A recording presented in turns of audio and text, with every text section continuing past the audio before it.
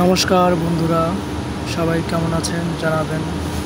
আজকে আমি দেখাবো আপনাদের ইপি ফকলিফের গিয়ার বক্স কীভাবে ফিটিং করতে হয়। দেখেন, এই যে গিয়ার বক্সের ভেতরে এটা কাউন্টার শেপ এবং মেইন শেপ, ঠিক আছে।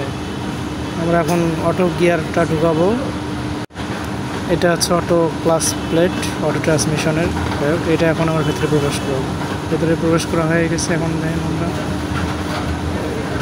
Back gear পিনিয়াম, main gear পিনিয়াম। আমরা এই যে এটা হচ্ছে আপনার ব্যাক গিয়ার পিনিয়াম, এটা আমরা ঢুকাই দিলাম ভেতরে। আমাদের ফিটিং মোটামুটি শেষ। এখন আমরা হাউজিং লাগাই ফেলছি। এই যে হাউজিং রাউন্ডের বোল্ট আমরা এখন টাইট দিচ্ছি। আমাদের মিস্ত্রি ভাই সুন্দরভাবে টাইট দিতেছে। আমাদের প্রায় শেষ হয়ে গেছে হাউজিং লাগা। ধন্যবাদ, ভালো থাকবেন, সুস্থ থাকবেন।